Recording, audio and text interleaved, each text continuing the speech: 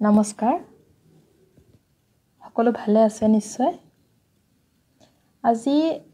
দিনত মোৰ লগত হোৱা এটা সৰু ঘটনা আপোনালোকৰ লগত শ্বেয়াৰ কৰিবলৈ আগবাঢ়িছো মোৰ এটা সৰু সমস্যা যাক লৈ মই বৰ চিন্তিত হৈ বহি আছিলো কোনো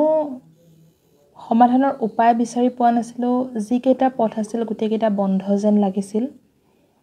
তেনেকুৱাতে মোৰ চকু গ'ল আমাৰ ঘৰৰ পিছফালৰ ৱালৰ ইটাৰ চেপেৰে এজোপা গছ মানে এটা পুলি বাঢ়ি আহিছে আৰু খুব সুন্দৰকৈ সেউজীয়া হৈ পোখা মেলি আছে সেই গছজোপাই যেন মোক আজিৰ মোৰ সমস্যাটোৰ সমাধান দি দিলে মই ফুলৰ পুলি এটাই হওক বা কিবা পাচলিৰ পুলি এটাই হওক যেতিয়া ৰুওঁ ইমান কষ্ট কৰিব লাগে ইমান চেষ্টা কৰিব লাগে তাৰ পিছতো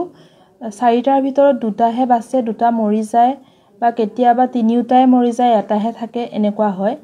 কিন্তু সেই যে পুলিটো মই আজি দেখিলো তাত কোনেও একো চেষ্টা কৰা নাই কষ্ট কৰা নাই আনকি তাত মাটিৰো পৰখ নাই সিমেন্টৰ ইটাৰ মাজেদিও সম্ভাৱনা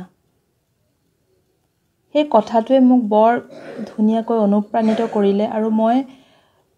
বিচাৰি পালো মোৰ সমস্যাৰ সমাধান আপোনালোকেও বাৰু আপোনালোকৰ জীৱনত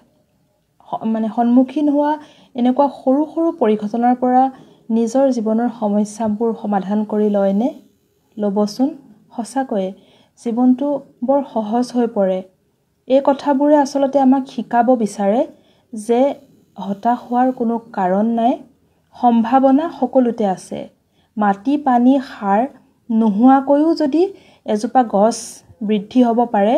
তেনেহলে কোনো সহায় সাৰথি নোহোৱাকৈ কোনো নিৰাপত্তাৰ আবেষ্টনী নোহোৱাকৈও আমি জীৱনত আগবাঢ়ি যাব পাৰো নমস্কাৰ